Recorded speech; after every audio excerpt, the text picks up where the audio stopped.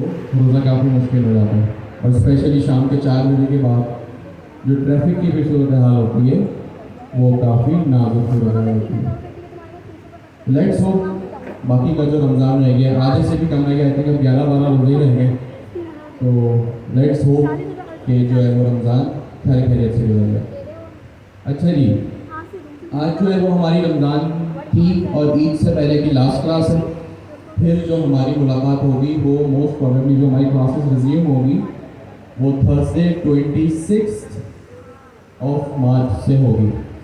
अब हम तो संडे को आते तो आई थिंक हमें 3-4 दिन का गैप और मिल जाएगा। हमारा जो आजकल क्लास में फोकस चल रहा है वो किस पे चल रहा है? मॉडल कॉन्टेक्स्ट प्रोटोकॉल पे। ठीक है, लास्ट क्लास में जो हमने पढ़ा था वो टूल्स को रिवाइज किया था और फिर जो है वो हमने एक सिंपल सा कॉन्सेप्ट रिसोर्सेज का देखा था। कॉन्सेप्ट सिंपल था, जो डाटा सिर्फ और सिर्फ रीड ओनली हो उसके लिए हम क्या यूज़ करते हैं? MCB resources. सिर्फ बस इतनी सी लाइन है, अगर आपको ये लाइन आपके जहन में बैठ गई तो इट मीन्स आपका एमसीबी रिसोर्सेज का कॉन्सेप्ट क्लियर हो गया। इसको इतना डिटेल में टेक्निकल इतने स्ट्रेट फॉरवर्ड टॉपिक को इसलिए पढ़ाया क्योंकि अब आप लोग क्योंकि 2 साल से प्रोग्रामिंग को पढ़ रहे हैं, तो अच्छा हमने जो ज़्यादातर फोकस किया था वो थ्योरी पर ही किया था, कोड लिखने में किया था, कोड चलाया भी नहीं था क्योंकि अब आप लोग को 2 साल हो गए। कोई चीज़ अब आपको जो सर्वर पर है उसको क्लाइंट कॉल करेगा, वो चीज़ टर्मिनल में आ जाएगी, तो ये रिक्वेस्ट रिस्पॉन्स साइकिल और उसका रिजल्ट टर्मिनल में लाना सिंपल सा काम है। ये चीज़ आप लोगों को एक्साइट अब इतनी नहीं करेगी। आप लोगों के लिए जो मेन चीज़ है, काम की चीज़ है, वो कॉन्सेप्ट्स को पढ़ना है और समझना है। तो जो डाटा सिर्फ रीड ओनली उसके लिए रिसोर्सेज, और जिस डाटा पे एक्शन परफॉर्म करना हो उसके लिए हम क्या यूज करेंगे? एमसीबी के टूल्स यूज करेंगे। किसी ने सोचा कि भाई जब रीड ओनली डाटा ही था और एमसीबी टूल हो गया या एजेंट्स एसडीके में @function underscore tool था भाई, और हमने ये भी डिस्कस किया था एक लाइन कि भाई एमसीबी रिसोर्सेज जो होते हैं वो HTTP की गेट रिक्वेस्ट की तरह होता है। किसी ने इतना गौर किया कि यार सिंपल एक गेट रिक्वेस्ट के लिए पूरा का पूरा रिसोर्सेज का कॉन्सेप्ट मैकेनिज्म बनाने की क्या नीड थी? भाई गेट रिक्वेस्ट ही तो है, एक तरह से रीड ओनली डाटा ही तो है। एक एपीआई एक सर्विस को कॉल करो, वो आपको डाटा रिटर्न करके दे देगा। ये काम तो आपने एजेंट्स एसडीके में @function tool में भी किया और एमसीबी टूल में भी आप कर सकते हो, कोई मना थोड़ी है। किसी ने सोचा है सिर्फ इस गेट रिक्वेस्ट टाइप की चीज के लिए या रीड ओनली डाटा के लिए रिसोर्सेज का कॉन्सेप्ट इंट्रोड्यूस कराने की क्या नीड थी? सिंपल सा काम कर लेते भाई, एमसीबी टूल भी डाटा को गेट तो कर सकता है, simple read only data return आप उससे भी तो कर सकते हो। जैसे भाई ये मेरा क्या चीज है? एमसीबी टूल है, रिसोर्स है, एमसीबी टूल है। ये क्या कर रहा है? सिंपल एक स्ट्रिंग को रिटर्न कर रहा है। अभी ये मेरी हार्ड कोडेड स्ट्रिंग है, स्लीपिंग मोड बट स्टडिंग। अब ये क्योंकि रीड ओनली डाटा है, सिंपल एक स्ट्रिंग रिटर्न हो रही है या एक फाइनल एपीआई का रिस्पॉन्स भी रिटर्न हो सकता है। किसी ने सोचा कि भाई सिर्फ एक इतनी सी चीज के लिए रिसोर्सेज का मैकेनिज्म क्यों इंट्रोड्यूस हो? चलिए मैं आपको हिंट देता हूं, आप सोचें। मैंने ये काम एमसीबी टूल में किया, ये काम मैं कहां कर सकता हूं? एमसीबी रिसोर्सेज में भी कर सकता हूं। यहां पे मुझे क्या लिखना पड़ेगा? MCB dot resources. ठीक हो गया? एमसीबी डॉट सॉरी रिसोर्सेज नहीं, रिसोर्स सिंगुलर होगा, प्लूरल नहीं होगा। अब यहां पे क्या होगा भाई? सबसे पहले यहां पे क्या डिफाइन होगा? प्रोटोकॉल या स्कीम। क्या डिफाइन होगा यहाँ पे? प्रोटोकॉल या स्कीम। तो यहाँ पे मैं कुछ भी लिख देता हूँ सपोज, और स्कीम कोई स्टैंडर्ड होती है या अपने से खुद से भी डिफाइन कर सकते हैं? कहीं किताब में रूल बना है कि भाई यही लिखना है स्कीम, या कुछ भी अपनी मर्जी से लिख सकते हैं? कुछ भी लिख सकते हैं, बट शर्त यह है क्या कि वो चीज जो है वो आपकी सेंस बनाए। तो मैं लिख देता हूँ सपोज माई अंडरस्कोर डाटा, या मैंने लिख दिया। इसके बाद क्या सेपरेटर क्या होगा यहाँ पे? कॉमा हाइफन एक्सक्लेमेशन मार्क क्या होगा? एक ही बच्चा पढ़ता है क्लास में, सेपरेटर क्या होगा यहाँ पे? कॉलन डबल स्लैश, और यहाँ पे सपोज मैंने लिख दिया सॉरी मोड, ये मेरा क्या बन गया? सिंपल जो है वो यूआरएल बन गया अपनी। जब भी मेरा क्लाइंट कॉल करेगा तो मेरा क्लाइंट जो है वो इस यूआरएल को my underscore data colon slash slash mode को अपने पास लिखेगा, और जैसे ही वो दोनों चीजें, ये यूआरएल एग्जैक्ट सेम सर्वर का और क्लाइंट पे जब मैच होगा तो मेरा ये फंक्शन ट्रिगर हो जाएगा। सिंपल है भाई, इसमें कोई आप लोगों के लिए रॉकेट साइंस नहीं है, और नीचे सिंपल का एक पाइथन का फंक्शन है। ये सेम पाइथन का फंक्शन मैंने रिसोर्सेज में भी बना दिया, आप इसको चलाएंगे चल जाएगा। ये सेम मैंने कहा टूल में भी बना दिया।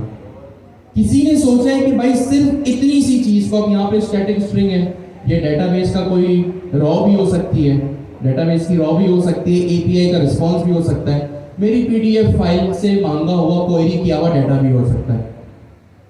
किसी ने सोचा है सिर्फ इतनी सी चीज के लिए क्यों एक रिसोर्सेज का मैकेनिज्म इंट्रोड्यूस हो? ये आपको सोचना पड़ेगा, क्योंकि अब सारा गेम आपके दिमाग का है। अच्छा सोचें, अब क्या सोचना है, कहां से सोचना है, ये भी मैं बताऊंगा। आप लोगों ने टूल का कॉन्सेप्ट पढ़ा, सेम वही एमसीपी टूल और एजेंट्स एसडीके का फंक्शन टूल दोनों सेम काम करता है। अगर मैं आपके लिए कहूं, अच्छा आपको टेस्ट आपका यहाँ पे होगा कि जो आपने टूल का कॉन्सेप्ट पिछले 1 साल में पढ़ा है ना, एजेंट्स एसडीके से लेके और अभी तक, उसको रिकॉल करें दोबारा और 2 सवालों का जवाब दो अपने आप को। Who uses the tool? कोई अभी जो है वो आंसर नहीं करेगा लाउडली, सबसे पहले अपने आप को जवाब दो।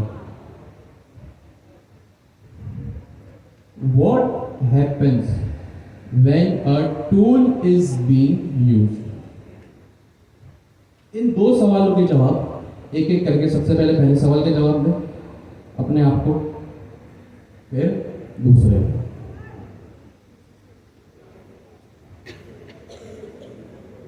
चलो, मेरा आपसे सवाल यह है सिंपल कि भाई रिसोर्सेज रीड ओनली डाटा होता है, ठीक है, और ये काम तो एमसीपी टूल भी कर सकता है, कोई भी रिटर्न चीज तो भाई एमसीपी टूल भी कर सकता है।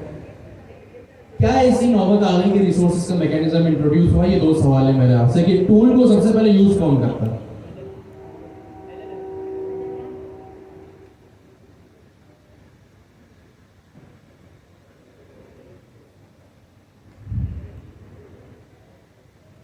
चलिए, सबसे पहले सवाल का जवाब किसके जहन में कि टूल को कौन यूज करता है? कौन यूज करता है? लार्ज लैंग्वेज मॉडल जो है वो हमारे टूल को, large language model uses the tool. पहले सवाल के जवाब आप लोगों ने बहुत अच्छा दिया। टूल कौन यूज करता है? Large language model. जब भी लार्ज लैंग्वेज मॉडल कोई काम करता है, अब चाहे वो आपके टूल का यूजेज हो या चाहे आप उसको हेलो हाउ आर यू बोले, कुछ भी करें, इसका मतलब क्या है कि भाई आपने कहा एलएलएम टूल यूज करता है, तो इसका मतलब एलएलएम अपनी ड्यूटी परफॉर्म कर रहा है। जब भी लार्ज लैंग्वेज मॉडल अपनी कोई भी ड्यूटी परफॉर्म करता है, अब चाहे वो टूल का यूजेज हो या चाहे आप उसको हेलो बोले, आप उसको पूछे who is the founder of Pakistan, कुछ भी, जब भी लार्ज लैंग्वेज मॉडल अपने टूल को यूज करता है, अपनी कोई भी ड्यूटी परफॉर्म करता है, तो क्या होता है? अब इस सवाल का जवाब मैं आपको,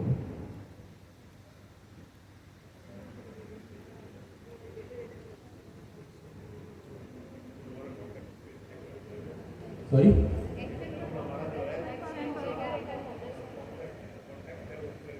ठीक है, कॉन्टेक्स्ट एक्शन वो तो ठीक है जी, एपीआई कॉल होती है, ठीक है, वो तो रिसोर्सेज में भी हो सकती है।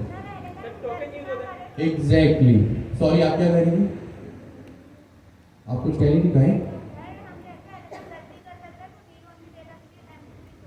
ठीक है, आपका नाम सर? अब्दुल समी। समी साहब ने बड़ा जबरदस्त जवाब दिया कि भाई लार्ज लैंग्वेज मॉडल जब भी अपनी कोई ड्यूटी परफॉर्म करता है तो उसके लिए टोकन्स खर्च होते हैं। क्या खर्च होते हैं? टोकन्स खर्च होते हैं, एआई की जबान में या आसान लफ्जों में पैसे खर्च होते हैं। तो लार्ज लैंग्वेज मॉडल जब भी कोई अपनी ड्यूटी परफॉर्म करता है तो उसके लिए क्या होता है? टोकन्स खर्च होते हैं। तो ये one of the benefits, not only but one of the benefits है अपने रिसोर्सेस को यूज करने का। What happens when a tool is being used? Tokens are being consumed when large language model performs its duty। तो ये दो सवाल अगर आपसे कोई पूछे रिसोर्सेज क्या, आपको पता है read only data, simple is that, कोई इसमें रॉकेट साइंस नहीं है। रीड ओनली मतलब जो यूजर सिर्फ पढ़ सके, उस पर कोई काम ना कर सके।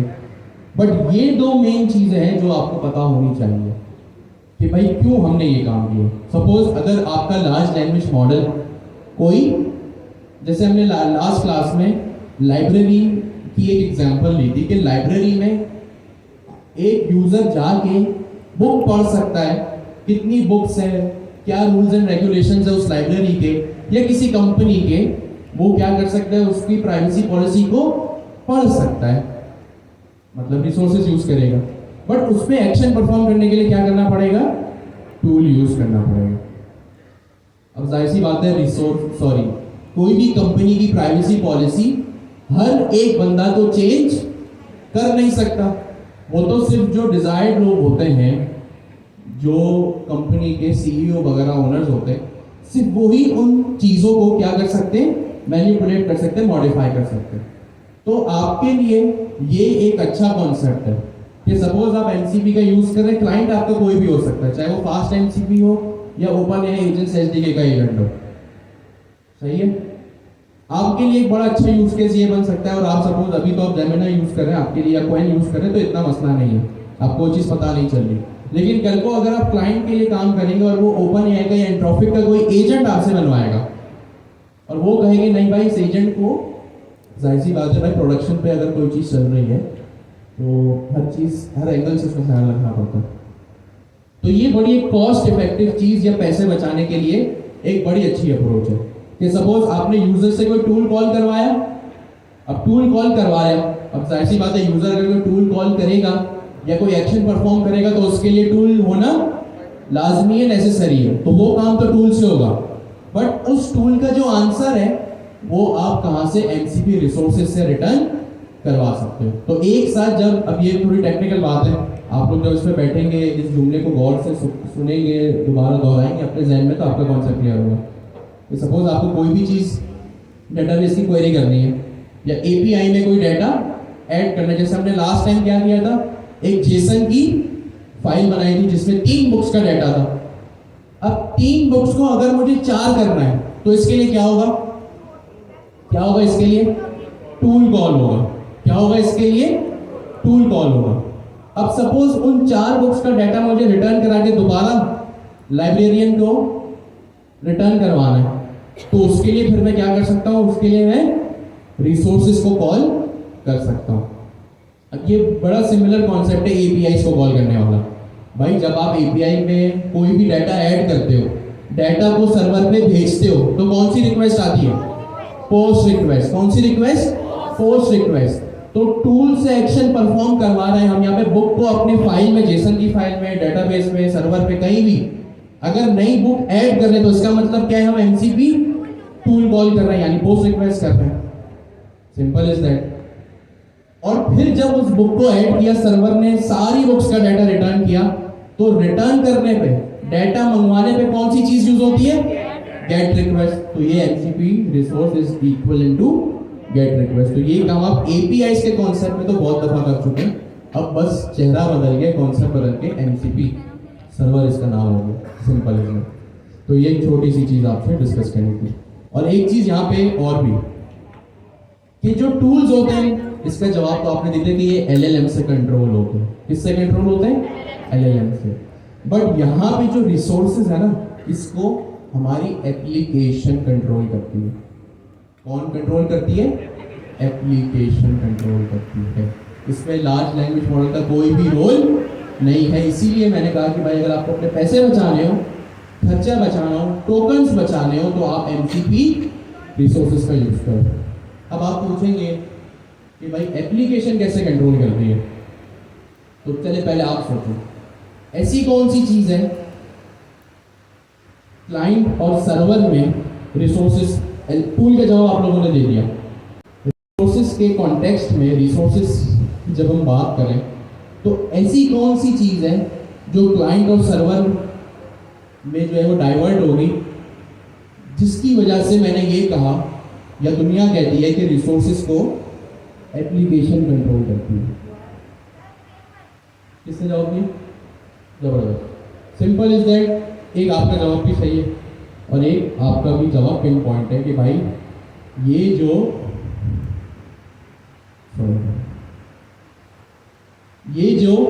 URL है, क्या है भाई, ये जो URL है ये वो मेन चीज होती है जिसकी वजह से ये कहा जाता है कि लार्ज लैंग्वेज मॉडल को, सॉरी, रिसोर्सेज को एप्लीकेशन कंट्रोल करती है। और एक जवाब आपने दिया कि ये फ्रेमवर्क का इंटरनल डिस्कशन भी या इंटरनल मैकेनिज्म भी होता है।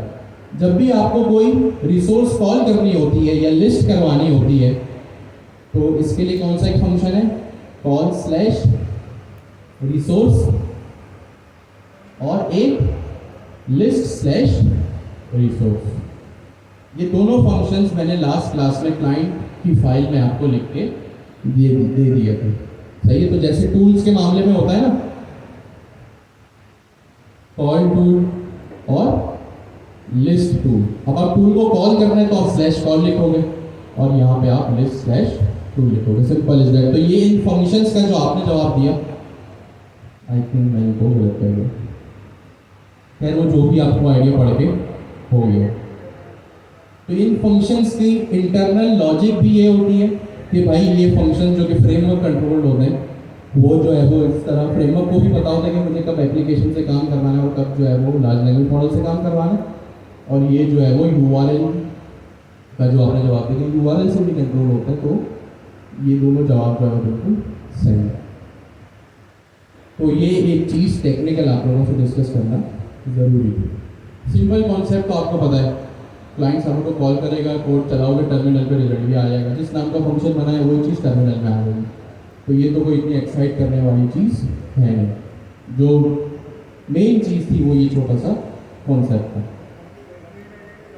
अच्छा जी, अब एक लिस्ट गो थ्रू कर लेते कि अभी तक हमने जो है वो क्या क्या एमसीपी में कर लिया। हमने जो चीज़ें ऑलरेडी डन फाइनलाइज कर ली है वो कौन सी है? सबसे पहले तो एमसीपी सर्वर्स। सर्वर में हमने क्या क्या देख लिया? टूल कॉलिंग और रिसोर्सेज, ये दो चीजें हमने देख ली। फिर हमने एक और चीज क्या देखी? आई थिंक हमने अभी इतना ही देखा एमसीपी सर्वर्स के कॉन्सेप्ट में। फिर हम आए एमसीपी क्लाइंट के ऊपर। ठीक है, हम किस पे एमसीपी क्लाइंट के ऊपर। क्लाइंट भी हमने दो तरह से बना के जो है वो देख लिए थे। कौन से क्लाइंट थे? हर सर्वर के लिए एक क्लाइंट की जरूरत होती है। तो हमने कौन सा दो तरह के क्लाइंट हमने बनाए थे। एक हमने बनाया था फास्ट एमसीपी की क्लास के थ्रू। अगर आपको याद हो तो हमने लिखा था फ्रॉम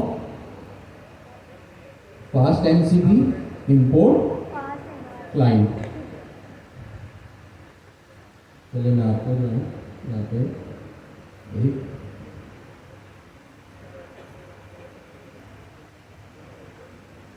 ये आपको ये कोड याद है? हमने लास्ट क्लास में ये कोड लिखा था। सबसे पहली लाइन क्या है?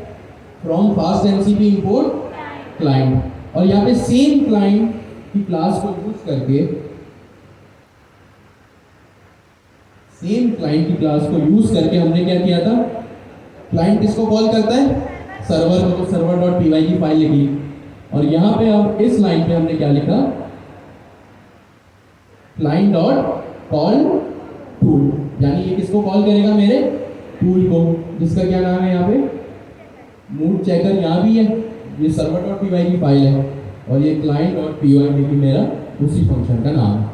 तो ये एक क्लाइंट हमने फास्ट एमसीपी की लाइब्रेरी के थ्रू ही बना के देख लिया था, जो सिंपल एक पाइथन की फाइल है, कोई रॉकेट साइंस नहीं है इसमें। और एक क्लाइंट हमने कौन सा देखा था भाई, जो हमने देखा था एजेंट्स एसडीके से। लास्ट क्लास या लास्ट टू लास्ट क्लास में शायद वो कोड रखा हुआ होगा।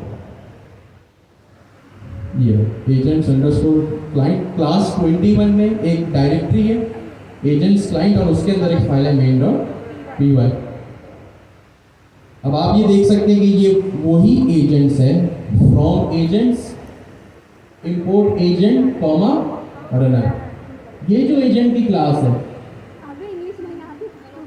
सॉरी, ये जो एजेंट की क्लास है, कौन सी क्लास है, कहां से आ रही है, ओपन एआई एजेंट्स एसडीके से। और ये रनर क्या चीज है भाई, जो एजेंट को चलाने के लिए रिस्पॉन्सिबल होता है। तो ये ओपन है एजेंट्स एसडीके का जो है वो क्लाइंट है। फिर हमने उसको इंस्टॉल किया,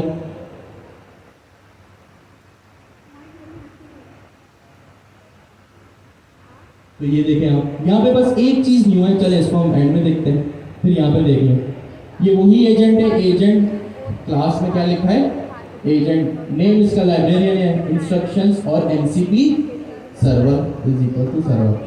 अब आपको ये तीन लाइनें देख के याद आ गया होगा कि ये एजेंट्स एसडीके का ही कोड है, कॉन्सेप्ट है। तो हमने दो तरह के क्लाइंट्स यहाँ पे देख लिए। और फिर आप यहाँ देख सकते हैं कि जब भी एजेंट से काम करवाना होता है तो हम किसको कॉल करते हैं, रनर डॉट रन को कॉल हम यहाँ पे कर सकते हैं। रनर डॉट रन एसिंक है, runner dot run underscore sync async synchronous हो जाएगा, और यहाँ पे रनर डॉट स्ट्रीम भी आप कर सकते हैं। एक जो चीज वो यहाँ पे ये लिखी, जब आपको एजेंट्स एसडीके से कम्युनिकेट करना होता है ना, एजेंट्स एसडीके के थ्रू जब आप कम्युनिकेट करते हो अपने एमसीपी सर्वर से, तो आपको ये लाइन लिखनी होती है। ये एजेंट्स एसडीके की डॉक्यूमेंटेशन में भी आपको जाके दिख सकती है। भाई नेम इसका लाइब्रेरियन सर्वर है, पैराम्स में आप देखें मैंने वही HTTP 8000 पास किया है। तो ये सिंपल है। अभी ये SSE क्या है, यही हमारी आज की क्लास का आगे जाके टॉपिक है। तो हमने दो तरह के क्लाइंट्स यहाँ पे देख लिए, एक फास्ट एमसीपी और दूसरा एजेंट्स एसडीके। तो मैं यहाँ से इसको रिमूव करता हूँ। तो हमने मेन चीजें जो है ना हमारे एमसीपी के कॉन्सेप्ट की वो ऑलरेडी कवर कर ली है विद द कोर कॉन्सेप्ट। और जो मुश्किल सवाल के जवाब आपके पास होने चाहिए थे कि भाई जब टूल एग्जिस्ट करते तो रिसोर्सेज को क्यों यूज़ कर, और रिसोर्सेज को अगर यूज़ कर सकते तो इससे क्या फ़ायदे हैं जो हमें हो सकते हैं। उसका पहला फ़ायदा, सबसे बड़ा फ़ायदा तो यही है कि भाई LLM पे गेट रिक्वेस्ट जाती नहीं है, तो वो रिसोर्सेज कॉल करके कॉस्ट इफेक्टिव आपके लिए हो सकते, सिंपल है बात। तो ये मेन चीज़ें हमने ऑलरेडी कवर यहाँ पे कर ली है। अब आते हैं हमारी आज की क्लास के टॉपिक के ऊपर, जो है class 22।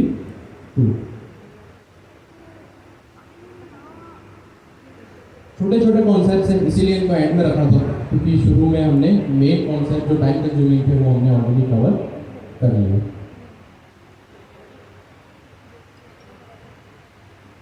JSON RPC the language of the MCP।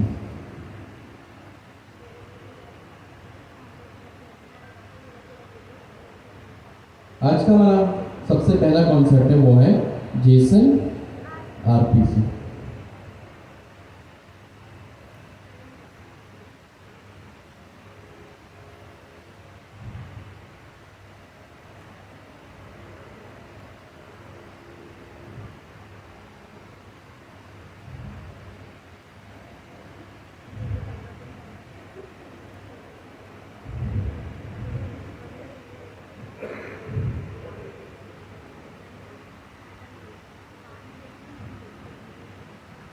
इस हाईलाइटेड सेंटेंस को जरा पढ़ें और उर्दू में ट्रांसलेट करें।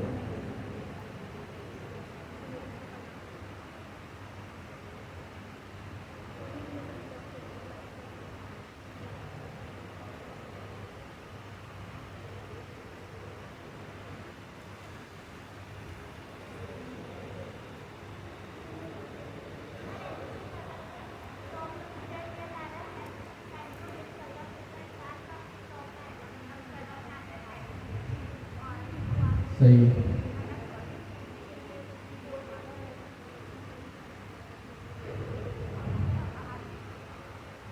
अच्छा जी, क्या समझ में आया इसको पढ़ के? एक का आंसर तो आ गया। यहाँ से कोई आंसर देगा? जी सर, कुछ भी टूटा फूटा बता जो समझ आया। Think of your MCP client as a person. अब ये चीज़ तो हमने काफ़ी दफ़ा देख ली है कि क्लाइंट कौन होता है। वो कोई बंदा हो सकता है, आप नॉर्मल अपनी लाइफ में बात करें, सही है, डेली लाइफ में, तो आप क्लाइंट या कस्टमर किसको बोलते हैं? उस इंसान को जो किसी चीज़ की डिमांड करता है। किसको बोलते हैं? वो इंसान या वो कस्टमर, वो बंदा, वो इंसान जो किसी चीज़ की जो है वो डिमांड करता है।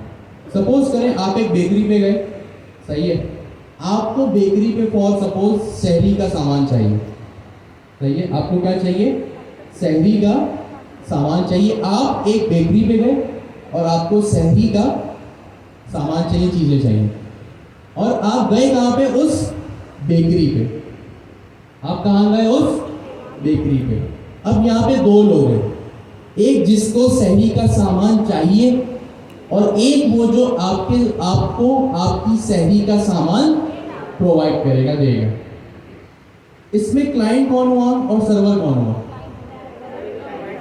जिसको शहरी का सामान चाहिए वो कौन हुआ? क्लाइंट। जो शहरी का सामान प्रोवाइड करेगा वो कौन हुआ? सर्वर। अब जाहिर सी बात है, आप लोग इशारों में बात तो करोगे, उर्दू में बात करोगे, पश्तो में बात करोगे, सिंधी में बात करोगे, इंग्लिश में बात करोगे, यानी किसी ना किसी लैंग्वेज मीडियम से आप लोग क्या करोगे? कम्युनिकेट करोगे। क्या करोगे? कम्युनिकेट करोगे। सपोज आप उर्दू में बात कर रहे हो, यानी शहरी का सामान जिसको चाहिए था वो गया बेकरी पे, यानी क्लाइंट, और जो शहरी का सामान प्रोवाइड करेगा वो कौन है? आपका सर्वर। वो एक लैंग्वेज में बात करेंगे। जैसे आप शहरी का सामान खरीदने गए तो आप कहोगे भाई इतने एग्स, इतनी ब्रेड, सही है, ये जो भी आपने डिमांड की, सब कुछ हो गया। फिर वो आपको बोलेगा भाई आपका इतना बिल हुआ, फॉर एग्जाम्पल 500। तो आपने किस लैंग्वेज में बात की? उर्दू में, सही है। तो ये जेसन आरपीसीबी यही है कि जब एक एमसीपी का क्लाइंट, क्या कहा मैंने? जब एमसीपी का क्लाइंट कौन हो सकता है आपका? चाहे वो, अभी हमने देखा ना, आपका क्लाइंट कौन हो सकता है? चाहे वो फास्ट एमसीपी हो या चाहे वो ओपन एआई एजेंट्स एसडीके हो, वो एक खास जबान में बात करते हैं। किस तरह बात करते हैं? खास जबान में बात करते हैं, जिसको हम क्या कहते हैं? Jason RPC. क्या कहते हैं जिसको हम? Jason RPC. आपने फ्रंट एंड नेक्स्ट.जेएस पे बनाया, बैक एंड फास्ट एपीआई में बनाया, क्वार्टर 2 में आपने बैक एंड भी राउट हैंडलर्स बनाए थे .ts के नाम के, आपको याद हो तो। आपका फ्रंट एंड बात कर रहा था किससे? आपके बैक एंड से। जब आपकी वेब एप्लीकेशन आपके बैक एंड से बात करती है तो किस लैंग्वेज का इस्तेमाल होता है? जेसन तो होता है, सही है, बट एक और कॉन्सेप्ट है। अगर मैं हायर डायमेंशन से पूछूँ, यूआरएल होता है, जेसन होता है, बट एक कॉन्सेप्ट HTTP। कौन सा कॉन्सेप्ट होता है वो? HTTP। तो जब आपका नेक्स्ट.जेएस आपके फास्ट एपीआई से बात करता है तो वो किस शक्ल में बात करता है? HTTP। इसी तरह जब आपका क्लाइंट, अच्छा यहाँ पे नेक्स्ट.जेएस क्लाइंट है और फास्ट एपीआई आपका सर्वर है, तो ये दोनों किस सूरत में बात कर रहे हैं? नेक्स्ट.जेएस HTTP रिक्वेस्ट, और फिर ये किससे बात करेगा? पाइथन फास्ट एपीआई से। किससे बात करेगा? पाइथन फास्ट एपीआई से। इसी तरह जब आपका एमसीपी क्लाइंट, कौन यहाँ पे आपका, जैसे नेक्स्ट जेस आपका क्लाइंट था ना भैया, सर्वर स्लैश बैकएंड, इस लाइन में तो किसी को कोई कंफ्यूजन नहीं है भाई। Next JS HTTP request Python, इसी तरह ये और आगे बढ़ सकता है। जब पाइथन ने रिक्वेस्ट को प्रोसेस कर लिया, जब पाइथन को जवाब देना है दोबारा नेक्स्ट जेएस को दोबारा एक एचटीटीपी रिक्वेस्ट जो है वो यहाँ पे जाएगी। Simple is that. Next JS आपका क्लाइंट है। क्लाइंट या कस्टमर कौन होता है? सॉरी, हाँ, क्लाइंट या कस्टमर कौन होता है? यूजर। तो यूजर किस तरह आपके बैकएंड से बात कर रहा था? एचटीटीपी रिक्वेस्ट के थ्रू। यही सेम कॉन्सेप्ट एमसीपी में भी है भाई। एमसीपी में तमाम चीजें जो कोर कॉन्सेप्ट है वो आप ऑलरेडी एचटीटीपी की सूरत में पढ़ चुके हैं। अब यहाँ पे क्या हो रहा है? जब आपका कोई भी एमसीपी क्लाइंट, यहाँ पे आपका सिंपल नेक्स्ट.जेएस क्लाइंट था ना, अब किसकी बात हो रही है? हम कौन सा टॉपिक पढ़ रहे हैं? एमसीपी। जब भी आपका कोई एमसीपी क्लाइंट, अब ये फास्ट एमसीपी हो या ओपन एआई एजेंट्स एचडीपी हो, कभी भी आपके जब एमसीपी सर्वर से बात करेगा तो किस तरह बात करेगा? जेसन आरपीसी के थ्रू। सिंपल इज दैट, कोई रॉकेट साइंस नहीं है। ये कॉन्सेप्ट जरा अपने बराबर वाले से ईमानदारी से डिस्कस करें।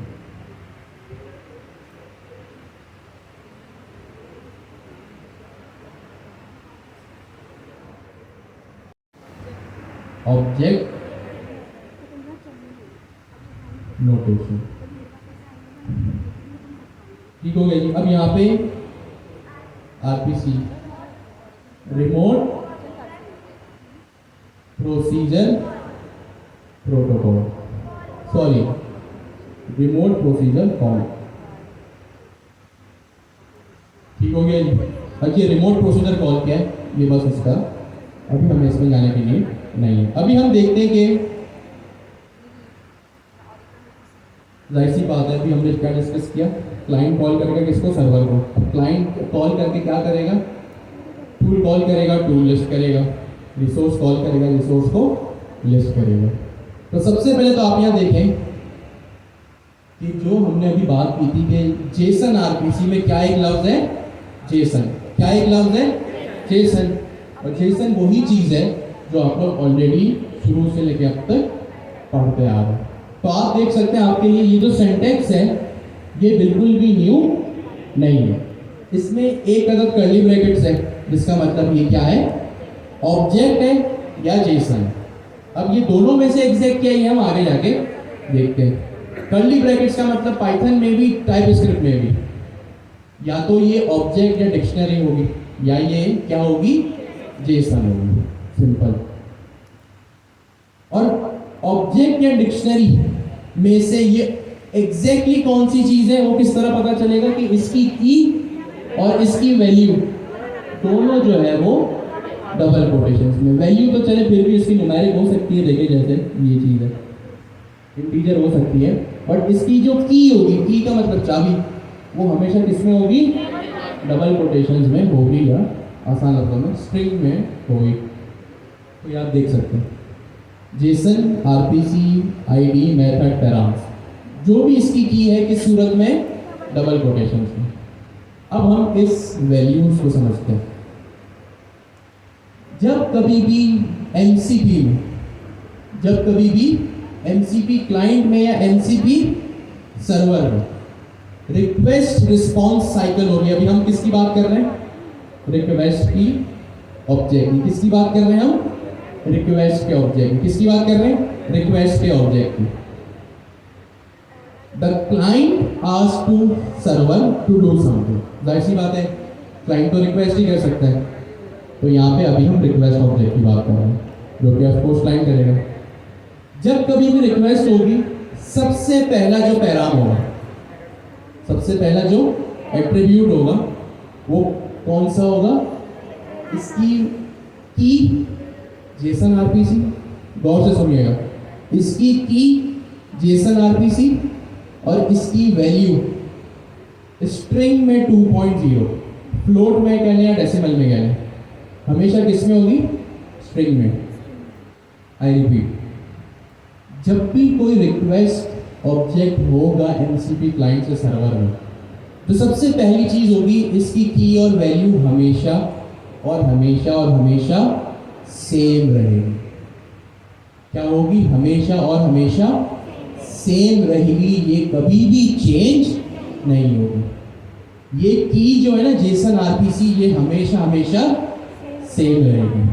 इवन के इसकी जो वैल्यू है, क्या कहा मैंने, इसकी जो वैल्यू है डबल कोटेशंस में, सिंगल कोटेशन भी हो सकता है ऑफ कोर्स, 2.0 है, ये भी हमेशा और हमेशा सेम ही रहेगा। ये 2.0 भी कभी चेंज नहीं होगा, ना ये 2.1 होगा, ये 1.7 होगा, 100.43 कुछ भी नहीं होगा। ये जो पहली रिक्वेस्ट का जो ये पहला एट्रीब्यूट है, ये हमेशा और हमेशा इसकी की और वैल्यू दोनों सेम रहेंगे।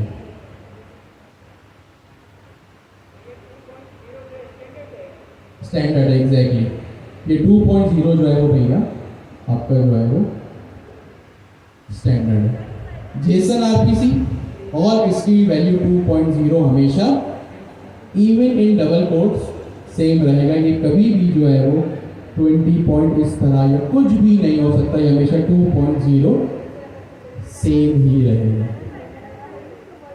ऑलवेज सॉरी, ये वर्जन नंबर है, सही है, ये हमेशा सेम रहेगा। फिर बारी आती है आईडी की। किसकी बारी आती है? आईडी की।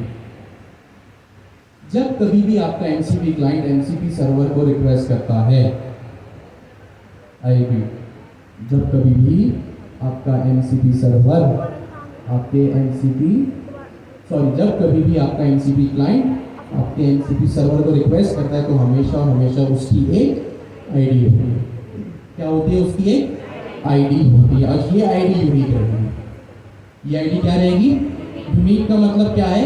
एक बार जब असाइन हो गई तो सेम रहेगी। अच्छा, रिक्वेस्ट रिस्पॉन्स साइकिल में पूरी सेम रहती है, ऐसा नहीं कि एक रिक्वेस्ट में अलग रहती है। अब ये जो मैंने सेंटेंस का, या फिर रिस्पॉन्स को ऑब्जेक्ट देखेंगे तो आपको समझ में आएगा।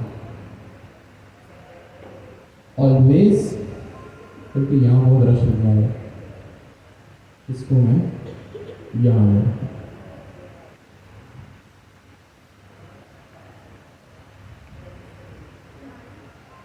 Always same, will never change. फिर एक चीज होती है आईडी, तो ये इंटीजर में होगी, ये स्ट्रिंग में नहीं होगी। Will always be unique in the request response cycle. आपको ये तो समझ में आ गया कि यूनिक का क्या मतलब है। या एक और sentence, it will always, there will always be an ID attribute।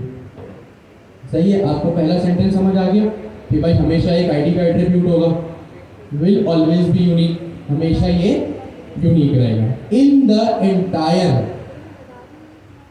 Request response cycle. अब ये जो रिक्वेस्ट रिस्पॉन्स साइकिल है, जब आप रिस्पॉन्स का ऑब्जेक्ट देखेंगे तो आपको समझ में आएगा। फिलहाल ये दो पैरामीटर्स अपने बराबर, दो एट्रीब्यूट्स, नॉट पैरामीटर्स, अपने बराबर वाले से डिस्कस करें।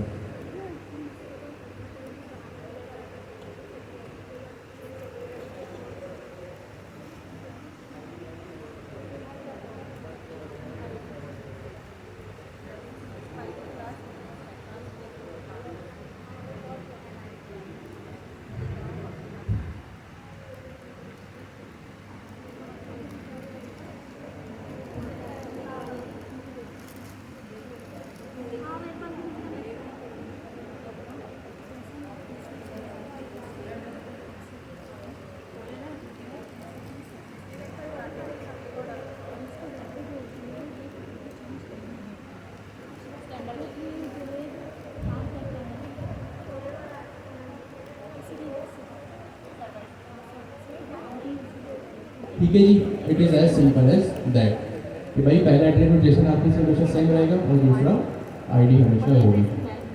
फिर बारी किसकी आती है? मेथड की। किसकी बारी आती है? मेथड की। अभी हमने क्या डिस्कस किया, जब कभी भी आपका एमसीपी क्लाइंट एमसीपी सर्वर को रिक्वेस्ट करेगा, कम्युनिकेशन करेगा, तो वो क्या करेगा, या तो वो टूल कॉल करेगा, टूल को लिस्ट करेगा, रिसोर्स को कॉल करेगा, रिसोर्स को लिस्ट करेगा। ये चार में से अभी तो हमने चार काम पढ़े, दो एक तो काम और कर सकते हैं। तो ये काम यहाँ पे। अब मेथड के एट्रीब्यूट में एक्चुअल में हमारा क्लाइंट बताएगा अपने सर्वर को कि भाई मुझे एक्चुअल में चाहिए क्या। सही है। एक्चुअल में जब अभी ये हमारी जो क्लाइंट की फाइल है ना, यहाँ पे क्या हो रहा है, ये किसकी फाइल है, किसकी फाइल है, ये क्लाइंट की फाइल है। जब भी क्लाइंट, ये मेरी क्लाइंट की फाइल है और ये मेरे सर्वर की फाइल है। सॉरी, ये तो ये रहा सर्वर। सही है। ये मेरे क्लाइंट की फाइल है और ये मेरे सर्वर की फाइल है। जब भी क्लाइंट सर्वर से बात करेगा तो वो जेसन आरपीसी में करेगा, और जेसन आरपीसी में वो क्या बात करेगा, क्या बात करेगा, या तो टूल के रिलेटेड बात करेगा या रिसोर्सेज से रिलेटेड बात करेगा। ये मेरा क्लाइंट है। आप देख के बता सकते हैं कि यहाँ पे क्या हो रहा होगा, पढ़ के सुकून से बता। सॉरी, इस क्लाइंट की फाइल में ये लाइन जो मैंने लाइन नंबर 10 हाईलाइट की है, क्लाइंट सर्वर से बात करेगा जेसन आरपीसी के थ्रू, लेकिन जेसन आरपीसी के थ्रू वो क्या बात करेगा, या रिसोर्स से रिलेटेड बात करेगा या टूल से रिलेटेड बात करेगा। या आप देख के बता सकते हैं क्लाइंट किस चीज से रिलेटेड बात कर रहा होगा, रिसोर्सेज से, और रिसोर्सेज से रिलेटेड भी स्पेसिफिक क्या बात कर रहा होगा, रिसोर्सेज को रीड कर रहा होगा, रिसोर्सेज को पढ़ रहा होगा। तो अगर मैं आपसे कहूँ कि भाई यहाँ पे मुझे मेथड बताएं, तो यहाँ पे आप कौन सा मेथड मुझे बताएंगे, रीड रिसोर्सेज। कौन सा मुझे आप मेथड बताएंगे, रीड रिसोर्सेज। यहाँ पे मैंने टूल स्लैश कॉल लिखा है, ये रीड स्लैश रिसोर्स भी हो सकता है। ठीक हो गया जी, ये बस यही था, और इसमें इस मेथड के एट्रीब्यूट में कुछ भी नहीं है। पैराम्स एक्चुअल में जो है भाई, कौन सा फंक्शन, क्या कहा मैंने, एक्चुअल में कौन सा फंक्शन जो है वो आप अपने क्लाइंट से या क्लाइंट सर्वर से मंगवाना चाहते हैं। सही है। अगर मेरे पास एक यहाँ पे, अब मैं आपसे पूछता हूँ, अगर यहाँ पे रिसोर्स आपने बताया, यहाँ पे क्या होगा, रिसोर्स रीड हो रही होगी, क्या हो रहा होगा, रिसोर्स रीड हो रही होगी। अब आप मुझे बता सकते हैं कि, अच्छा पैराम्स में दोबारा रिपीट कर देता हूँ, यहाँ पे मेथड में बताया जाएगा कि भाई एक्चुअल में चाहिए क्या, या किससे रिलेटेड बात करनी है, टूल से रिलेटेड या रिसोर्स से रिलेटेड, ये मैं मेथड में बता दूंगा। पैराम्स में मैं क्या बताऊंगा, भाई एक से ज्यादा भी टूल हो सकता है ना, एक हो सकते हैं, 10 हो सकते हैं, 100 हो सकते हैं, ठीक है। बट एक्चुअल में मुझे जिस टूल को कॉल करना है, उसमें मैंने किसको बताया कि भाई गेट वेदर का मुझे नाम का एक फंक्शन होगा, वो मुझे कॉल करके लाके दे दो। तो अगर यहाँ पे जो आप लोगों के जहन में अभी एक रिक्वेस्ट ऑब्जेक्ट बना हुआ है, जिसमें आपने मुझे कहा कि यहाँ पे क्या हो रहा होगा, रिसोर्स रीड हो रही होगी, क्या हो रहा होगा, रिसोर्स रीड हो रही होगी। इस सर्वर को देख के बता सकते हैं कि यहाँ पे पैराम्स में क्या आएगा, क्या आएगा पैराम्स में, यहाँ पे मोड चेक करके भाई मुझे इस नाम पर जो है वो यहाँ पे फंक्शन लाके दे दो। Simple is that. तो अगर मैं अब यहाँ पे आपसे पूछ के लिखूँ कि भैया मेथड में क्या होगा,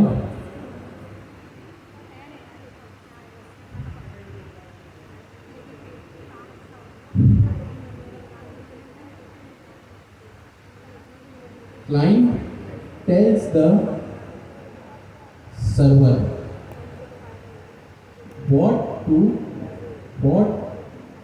client wants। सही है।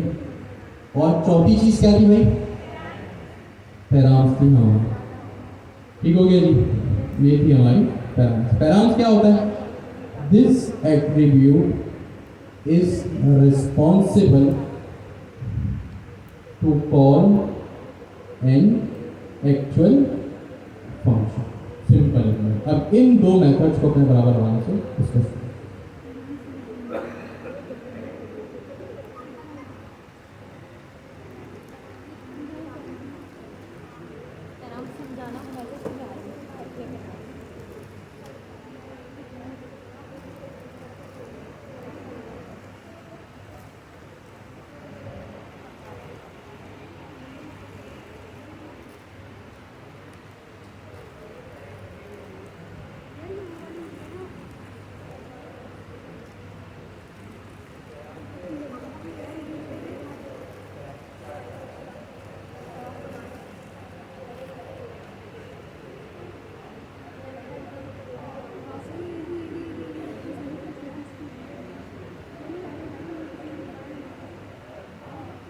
ठीक हो गया जी। तो ये एक एक्सप्लेनेशन थी आप लोगों के लिए किस चीज़ की, रिक्वेस्ट साइकिल की। किस चीज़ की रिक्वेस्ट, किस चीज़ की एक्सप्लेनेशन दी, रिक्वेस्ट साइकिल। ठीक है, जब आपका सर्वर क्लाइंट से बात करता है तो किस जबान में बात करता है, जेसन आरपीसी के थ्रू। और जब जेसन आरपीसी की रिक्वेस्ट की शक्ल कैसी दिखती है, कुछ ऐसी दिखती है, जिसमें Jason RPC ID method params नाम के एट्रीब्यूट जो है वो होते हैं। और इनका क्या मकसद है ये हमने यहाँ पे जाके देख लिया। अब रिक्वेस्ट कर दी क्लाइंट ने, नेक्स्ट बारी किसकी होती है, इस चीज की रिक्वेस्ट के बाद क्या होता है, रिस्पॉन्स। क्या होता है, रिस्पॉन्स। तो ये हमने रिक्वेस्ट देख लिया, ये आप रिक्वेस्ट देख रहे हैं, रिक्वेस्ट का यही ऑब्जेक्ट था। और यहाँ पे मैंने एक टेबुलर फॉर्म में लिख भी दिया कि भाई कौन सी चीज़ क्या है। ये आप हमारी गिटहब रेपोजिटरी में जाएंगे तो क्लास 22 में आपको हर चीज़ मिल जाएगी। फिर यहाँ पे अब किसकी बारी आती है, रिक्वेस्ट के बाद रिस्पॉन्स की। और रिस्पॉन्स क्या होता है कि भाई जब सर्वर जो है वो रिप्लाई करता है आपके क्लाइंट को। अब आप देखें और मुझे बताएं कि क्या ये पहले के दो पैरामीटर आपके जान पहचान के क्या है, जेसन आरपीसी 2.0 और आईडी 1। जब कभी भी एमसीपी में रिक्वेस्ट रिस्पॉन्स साइकिल होगी तो उसमें एक अलग पैरामीटर लाजमी जाएगा जिसका की और वैल्यू दोनों सेम रहेगा, जिसका क्या नाम है, जेसन आरपीसी 2.0। फिर किसकी बारी आती है यहाँ पे, आईडी की। अब ये आईडी का एट्रीब्यूट तो ठीक है, ये भी रहेगा हमेशा, बट इसकी जो वैल्यू है ना, ये वैल्यू क्या है, 1। ये वैल्यू क्या है, 1। अब यहाँ पे 1 क्यों है, क्योंकि ये रिक्वेस्ट या ये रिस्पॉन्स, सॉरी रिक्वेस्ट नहीं, ये रिस्पॉन्स या ये उस सवाल का जवाब है जो थोड़ी देर पहले मेरे क्लाइंट ने मेरे सर्वर से पूछा था। जब कभी रिक्वेस्ट रिस्पॉन्स साइकिल होती है ना तो हमेशा उसकी यूनिक आईडी होती है। जो रिक्वेस्ट होगी उसकी हमेशा एक आईडी होगी, और जब वो रिस्पॉन्स बैक करेगा आपका एमसीपी सर्वर, अब ये गौर से सुनिएगा, जब आपका एमसीपी सर्वर आपके क्लाइंट को वापस जवाब देगा तो वो हमेशा उसी यूनिक आईडी के साथ देगा। ये आईडी हमेशा क्या होनी चाहिए, आपकी रिक्वेस्ट रिस्पॉन्स साइकिल में जो आईडी का एट्रीब्यूट है ना, ये हमेशा क्या होना चाहिए, सेम होना चाहिए। भाई सपोज आपने एग्जाम दिए 9 मैट्रिक के, उस 9 मैट्रिक के एग्जाम में क्या होता है, बोर्ड के पेपर में एग्जाम क्वेश्चन पेपर होता है और एक आंसर शीट होती है। अब क्वेश्चन पेपर में क्या होगा, सवाल लिखे होंगे, लेकिन सवाल ऐसे नहीं लिखे होंगे। सवाल किस तरह लिखे होंगे, अपने क्वेश्चन नंबर के साथ। किस तरह लिखे होंगे, क्वेश्चन नंबर के साथ। अब आपकी क्या ड्यूटी है, आंसर शीट में आप क्या लिखते हो, आंसर। वो कौन सी ऐसी चीज है जो क्वेश्चन पेपर और आंसर शीट में मैच होनी चाहिए, क्वेश्चन नंबर के। भाई ये जो सेक्शन ए का सेक्शन बी का पहला सवाल है तो आप ऊपर हेडिंग लगाते हो सेक्शन ए और फिर क्या नीचे लिखते हो, क्वेश्चन नंबर के। कोई वो दोनों चीजें क्या होती है, आपस में मैच होती है। इसके मैच करने का क्या फायदा, जो एग्जाम कंडक्ट करता है आपका, जो आपके पेपर चेक करता है, उसको जब ये दोनों चीजें मैच होती है ना तो उसको इंडिकेशन जाता है कि ये जो आंसर है ये इस सवाल से मैच हो रहा है। तो यहाँ पे आईडी का एट्रीब्यूट भी वही काम करता है कि जब आपकी रिक्वेस्ट की आईडी जब रिक्वेस्ट जाती है तो आईडी के साथ जाती है। किसके साथ जाती है, आईडी के साथ। सपोज रिक्वेस्ट क्या है, सवाल यानी क्वेश्चन पेपर, सही है। और रिस्पॉन्स का क्या मतलब है, जवाब या आपकी आंसर शीट। तो ये आईडी भी हमेशा सेम होनी चाहिए। Result is the actual reply जो सर्वर आपको कर रहा है। रिजल्ट क्या है, जो आपका एक्चुअल रिप्लाई है जो सर्वर आपको कर रहा है। एग्जामिनेशन क्वेश्चन पेपर में एक सवाल था, फॉर एग्जाम्पल 14 पॉइंट्स ऑफ या जो भी 14 नुकात पहले आ रहे थे, सही है। वो क्या था, वो क्या था, क्वेश्चन था, वो क्या था आपका, क्वेश्चन था। अब जो आप एक्चुअल 14 पॉइंट्स लिखोगे वो किस पैराम में आएगा, इस रिजल्ट के पैरामीटर में आएगा। अब ये 10 30 क्या है, ये सिंपल है, आपको इसमें इतना जाने की नीड नहीं है।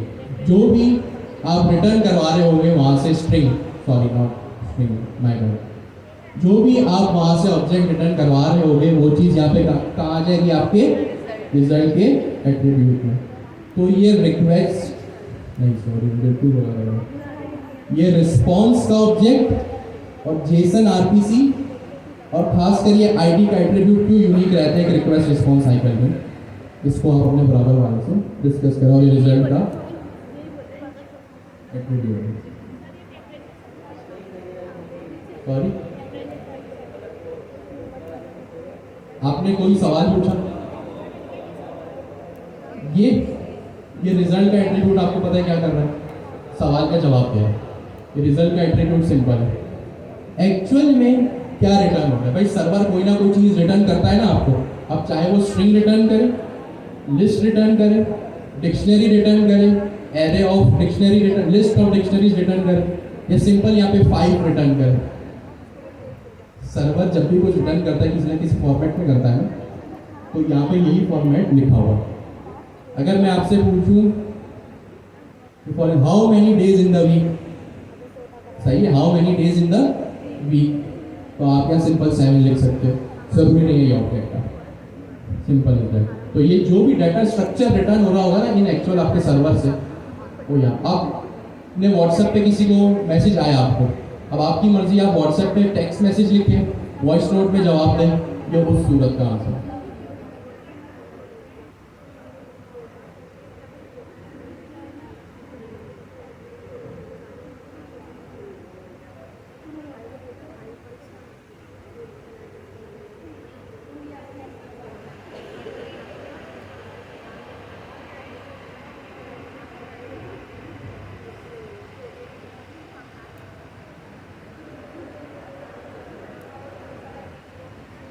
अच्छा जी, तो ये सिंपल सी चीज़ होपफुली आपको क्लियर होगी। एमसीपी क्लाइंट हमेशा एमसीपी सर्वर से बात करेगा, किस सूरत में करेगा, जेसन आरपीसी के थ्रू। और Jason RPC of course request response cycle है। सर्वर जब भी क्लाइंट से बात करेगा, क्लाइंट सर्वर से जब भी बात करेगा रिक्वेस्ट रिस्पॉन्स में बात करेगा, तो उसकी ये शक्ल होगी जेसन आरपीसी की। हाँ, एमसीपी में जेसन आरपीसी के। अच्छा, सपोज करें कोई एरर आ गया भाई, हो सकता है ना कोई एरर आ जाए, तो ज़रूरी तो नहीं है हमेशा आपकी रिक्वेस्ट सक्सेसफुल ही हो, कभी कभी हो सकता है आपकी रिक्वेस्ट फेल भी हो जाए।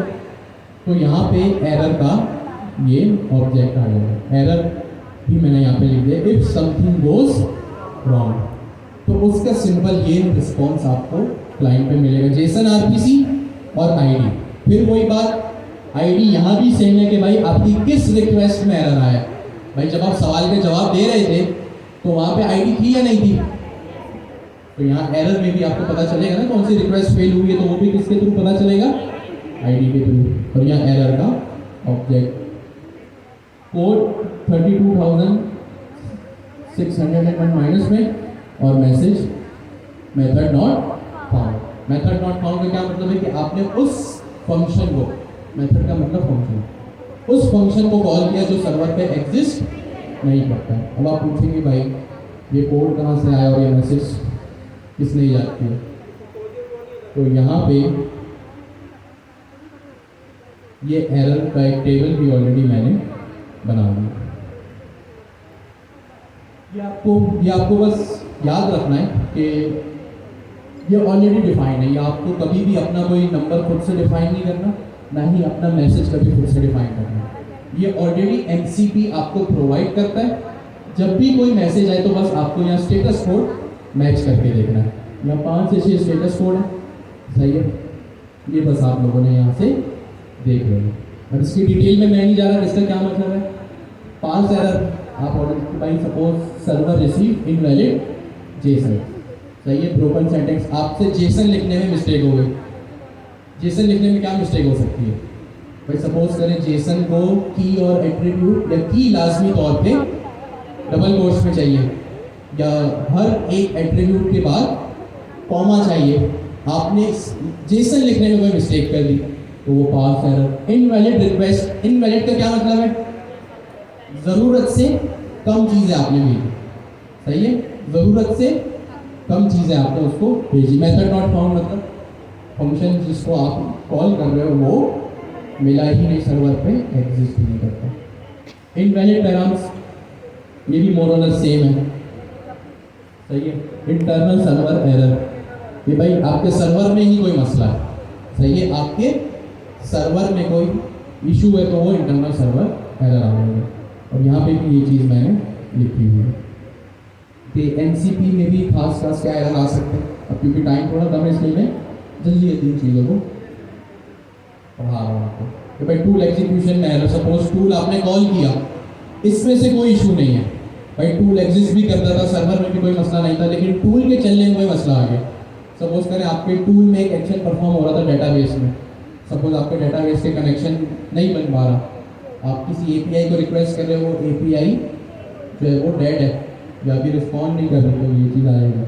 Resource not found, prompt not found, prompt हम देखते क्या होगा, सही है। तो ये सिंपल सा एक कॉन्सेप्ट था जेसन आरपीसी का। ये सब जो मैंने इतनी जल्दी दो टेबल आपको दिखाए, इसमें ज़्यादा कुछ भी नहीं था, इसमें सिर्फ और सिर्फ एरर थे। एरर तो खुद एमसीपी आपको प्रोवाइड करेगा, जब भी आपसे कोड चलाने में गलती होगी तो एरर आ जाएगा। और एरर का स्टेटस कोड और एरर का नेम और मैसेज ऑलरेडी जो है वो आपको एमसीपी की तरफ से मिल जाता है, तो उसमें इतना सोचने की ज़रूरत नहीं। बस ये याद रखना है कि एमसीपी सर्वर, जब आप एमसीपी पे काम करते हो तो एरर भी आपको सब जाहिर बात आ सकते हैं, और वो इसी तरह के एरर हो सकते हैं। सिंपल है।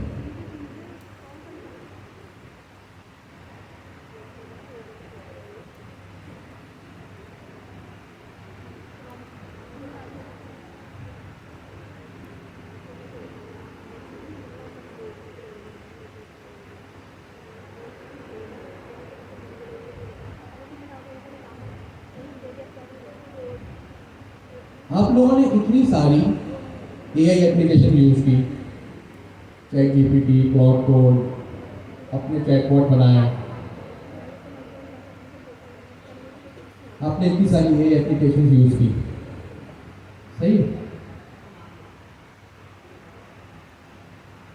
आपने अक्सर किसी ना किसी एआई एप्लीकेशन में जब आप कहीं पे गए तो ये चैटबॉट जैसा इंटरफेस आपने देखा होगा।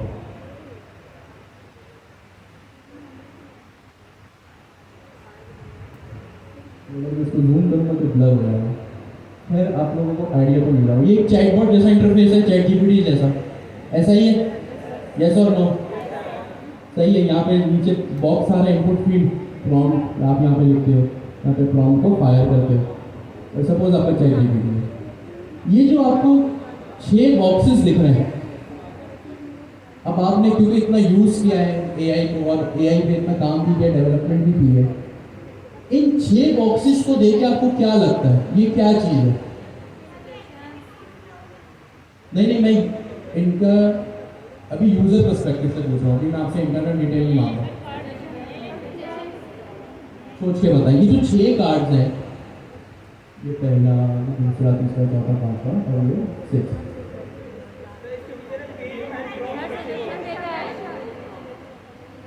जी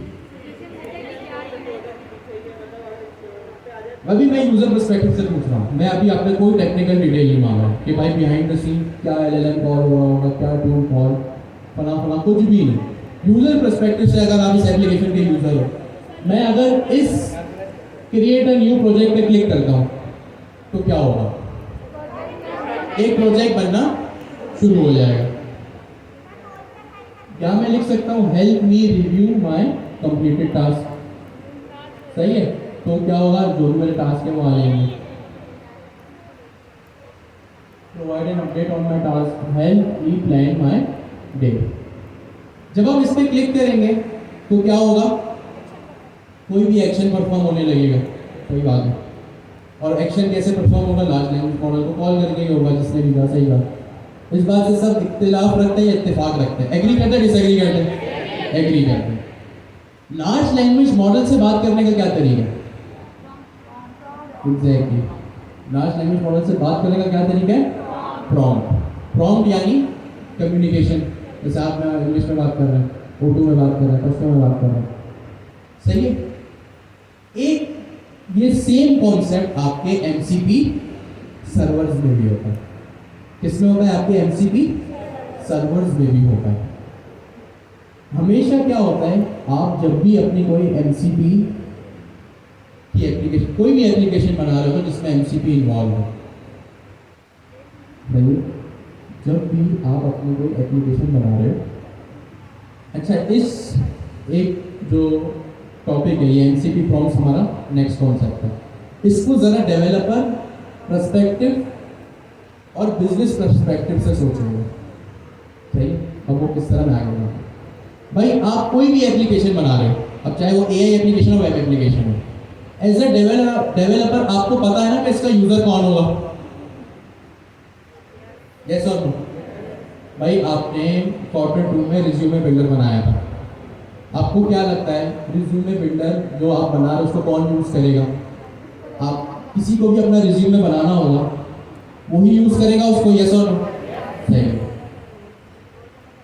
आपने अभी सपोज हैकाथॉन 0 आप बना रहे हैं, सही है। हैकाथॉन 0 में आपको जीमेल, व्हाट्सएप वगैरह, लिंक्डइन सब लगाना है, तो उसको कौन यूज करेगा? जिसको अपना ईमेल ऑटोमेशन करनी हो, व्हाट्सएप मैसेज ऑटोमेट करना। भाई आप किसी रेस्टोरेंट में जाते हैं, उस रेस्टोरेंट के ओनर को पता होता है ना कि अगर कोई सपोज अगर किसी हाईवे के रेस्टोरेंट में जा रहे हैं तो उसको पता होगा ना कोई क्यों आ रहा है। ऑफ कोर्स आप हाईवे के रेस्टोरेंट में जो भी सबका मेन ऑब्जेक्टिव होता है वो कढ़ाई खाने का ही होता है। भाई आप आइसक्रीम की दुकान पे जा रहे हो तो आपका ऑब्जेक्टिव क्या है? आइसक्रीम खाना। आप क्लाइंट हो, आइसक्रीम की जो दुकान है जिसकी, उसको पता है कि मेरे क्लाइंट को पहले से क्या चाहिए। उसको क्या पता है? उसको पता है कि मेरे क्लाइंट को क्या चाहिए। भाई आप बेकरी पे जा रहे हो, आप बेकरी पे जाके सपोज कढ़ाई तो ऑर्डर नहीं करोगे, सही है। आप जो भी बेकरी पे ऑर्डर करते हो तो बेकरी वाले को पता है। सपोज आप किसी भी सुपर स्टोर गए, शॉपिंग कर रहे हैं अपनी ग्रोसरी की, तो उसको पता है ना कि भाई आपको जो महीने का, पूरे महीने का जो राशन है आप वही डिमांड करोगे, आप उससे बाइक या गाड़ी की डिमांड तो करोगे नहीं। प्रॉम्प्ट्स की सूरत में क्या होता है, जब भी आप कोई एप्लीकेशन बनाते हो ना, सिर्फ इसका 2 लाइन का कॉन्सेप्ट है, सिंपल। प्रॉम्प्ट तो आपको ऑलरेडी पता है क्या होता है, लार्ज लैंग्वेज मॉडल से बात करने का तरीका। जब भी आप कोई एप्लीकेशन एमसीपी के थ्रू बनाते हो तो आपको पता होता है कि आपके क्लाइंट को क्या चाहिए होगा, आपके क्लाइंट को क्या चाहिए होगा। तो बस वही कुछ प्री क्राफ्टेड टेम्पलेट्स, क्या चीज? प्री क्राफ्टेड टेम्पलेट्स या पहले से बनाए हुए प्रॉम्प्ट्स डेवलपर क्या करता है या सर्वर क्या करता है, खुद ही अपने क्लाइंट को प्रोवाइड कर देता है। मुझे बताइए यहाँ पे 6 बॉक्स है, सही है। अभी मैंने क्या कहा, एमसीपी प्रॉम्प्ट्स क्या होते हैं? एमसीपी में हमें अब तीसरी चीज हम पढ़ा है एमसीपी सर्वर का। हमने एमसीपी सर्वर में क्या क्या पढ़ा? टूल और रिसोर्सेज। अब हम एक तीसरी चीज पढ़े जिसका क्या नाम है? MCP prompt. ये कौन प्रोवाइड करता है? सर्वर। बल्कि यहाँ लिखता है MCP prompts are provided by the server to the client। और prompts क्या होते हैं? या तो यूजर खुद लिख ले या आप यूजर को बना के। इन MCP context prompts are pre-crafted templates या / order for large language model। Simple. ये इसमें यहाँ पे कुछ भी मैंने रॉकेट साइंस में लिखा। एमसीपी प्रॉम्प्ट्स क्या होते हैं? अच्छा, प्रॉम्प्ट्स क्या होते हैं भाई? लार्ज लैंग्वेज मॉडल से बात करने का तरीका। भाई यूजर खुद भी लिख सकता है। एक जो आप लोग आज तक चैट जीपीटी, क्लाउड, ये सब प्रॉम्प्ट आप दे रहे हो, इतनी आपने प्रॉम्प्ट इंजीनियरिंग शुरू में पढ़ी हुई थी सारी। एक तो ये चीज़ है। अब एमसीबी में प्रॉम्प्ट्स क्या होता है, आपको पता है कि प्रॉम्प्ट्स क्या होता है, वो इससे क्या होता है, बट एमसीबी के कॉन्टेक्स्ट में prompts are always provided by the server. ये 3 पॉइंट। प्रॉम्प्ट्स क्या होता है एमसीबी के कॉन्टेक्स्ट में, डेवलपर या सर्वर पहले से ही अपने क्लाइंट को प्रोवाइड कर देगा। अब ये चीज ध्यान में रखिएगा, क्या होगा, एमसीबी सर्वर या एमसीबी के डेवलपर जो आप डेवलप कर रहे हैं वो पहले से ही अपने क्लाइंट के लिए या यूजर के लिए, कस्टमर के लिए वो चीजें रेडी रखेगा। Prompts are already provided by the server. मुझे आप एक बात बताइए कि ये जो 6 कार्ड्स हैं, आप किसी एप्लीकेशन पे आए और ये 6 कार्ड्स आपको दिख रहे हैं। अब 10 मिनट पहले आप लोगों ने कहा, बिल्कुल सही कहा कि भाई जैसे ही हम किसी कार्ड पे क्लिक करेंगे तो एक एक्शन परफॉर्म होने लगेगा। मुझे एक बात बताइए, ये 6 कार्ड्स आपको दिख रहे हैं तो क्यों दिख रहे हैं, कहाँ से आ रहे हैं, कहाँ से आ रहे हैं, आपको एमसीबी सर्वर से आ रहे हैं। तो आप किसी भी कार्ड पे क्लिक करेंगे तो ये चीज़, उसके पीछे का एक्शन जो है वो परफॉर्म होने लगेगा। तो सिंपल बस यही है, एमसीबी प्रॉम्प्ट्स में बस ये 3 चीज़ें ही हैं कि जब भी एमसीबी प्रॉम्प्ट्स की बात होती है तो एमसीबी प्रॉम्प्ट्स हमेशा सर्वर प्रोवाइड करता है किसको, क्लाइंट को। किसको प्रोवाइड करता है, सर्वर प्रोवाइड करता है क्लाइंट को।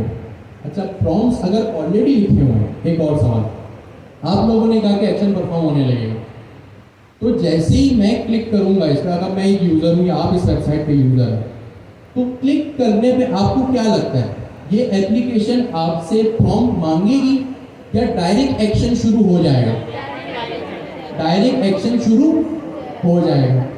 अब जाहिर सी बात है, अगर डायरेक्ट एक्शन शुरू हो गया और यूज़र ने तो बताया ही नहीं करना क्या, इसका मतलब कहीं ना कहीं किसी ने प्रॉम्प्ट लिख के रखा हुआ है ना, कहीं ना कहीं किसी ने प्रॉम्प्ट लिख के रखा हुआ है। तो बस यही है MCP prompt, simple is that. MCP prompt are provided by the server to the client. ये 3 पॉइंट अपने बराबर वाले से डिस्कस करें।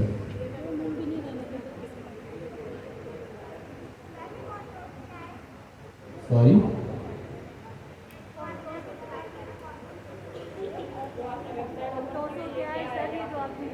जो वेबसाइट ओपन की वो क्या है, आप यही पूछ रही हैं, ये तो ऐसे ही इंटरनेट से इमेज उठाएंगे किसको, क्लाइंट को, सही है। और ये पहले से बने बनाए प्रॉम्प्ट्स रखे हुए जो यूज़र, अब ये बात जाहिर सी बात है, जब आप किसी रेस्टोरेंट में मेन्यू मंगवाते हैं तो उसको पता है वो जो मेन्यू है ना वो क्या है, पहले से डिफाइन किया हुआ प्रॉम्प्ट आप कह सकते हो है कि आपको पता है, उस क्लाइंट, उस सर्वर को पता है कि आप, वो जो क्लाइंट आएगा वो क्या रिक्वेस्ट करेगा, सही है, ये चीज़ है। अच्छा, यहाँ पे थोड़ा सा टाइम निकाल के हम हैकाथॉन 0 को डिस्कस कर लेते हैं। हैकाथॉन 0 काफ़ी लोगों का इन प्रोग्रेस है, काफ़ी लोगों ने माशाल्लाह से बहुत जल्दी से कर भी लिया। मैं यहाँ पे हैकाथॉन 0 का डॉक्यूमेंट दोबारा ग्रुप में शेयर कर दूँगा तो आप लोगों के लिए आसानी होगी। ये रहा हैकाथॉन 0 का डॉक्यूमेंट, या पूरा पढ़ सकते हैं। ये 3 से 4 टीयर्स में डिवाइडेड है, ब्रॉन्ज,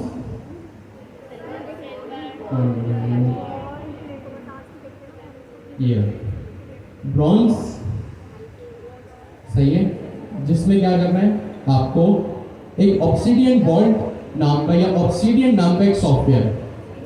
क्या है आपको, ऑब्सिडियन नाम का सॉफ्टवेयर, जैसे आपका एमएस ऑफिस होता है या एमएस पावर पॉइंट होता है, एक्सेल, एमएस एक्सेल में क्या होता है, एक्सेल शीट्स होती है, सिंपल है। एमएस वर्ड में क्या होता है, डॉक्यूमेंट्स की फाइल होती है। इसी तरह ऑब्सिडियन में क्या होती है आपकी, मार्कडाउन फाइल्स होती है। क्या होती है आपकी, मार्कडाउन फाइल्स। मार्कडाउन फाइल्स क्या होता है, जिसका एक्सटेंशन .md होता है। फिर आपको क्या करना है, एक वॉचर स्क्रिप्ट बनानी है। Watcher script is just a fancy word for a Python file जो आपके जीमेल के ऊपर नजर रखेगा। सही है। Watcher script is just a fancy word for a Python file जो क्या करेगा, आपके जीमेल के ऊपर एक्चुअल में नजर रखेगा कि भाई कब ईमेल आया, जो ईमेल आया उसको एनालाइज करेगा कि भाई ये ईमेल है तो कितना ज़रूरी है।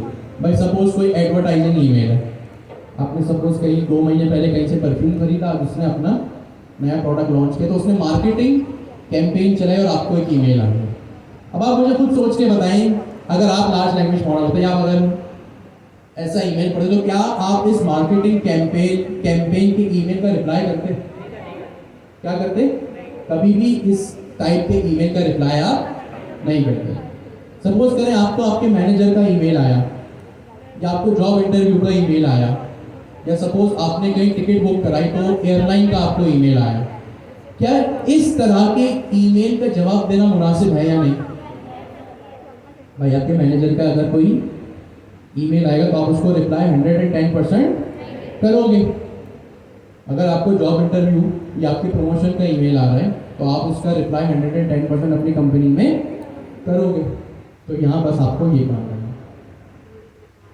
किसके थ्रू करना है? क्लाउड कोड या क्वाइन आपके पास है तो आप उससे कर सकते हो। सही है। और यहाँ पे पूरी चीज़ लिखी हुई है कि किस तरह इनबॉक्स में सबसे पहले ईमेल आएगा, नीड एक्शन में अगर उस ईमेल को रिप्लाई की ज़रूरत है तो वो नीड एक्शन में चला जाएगा।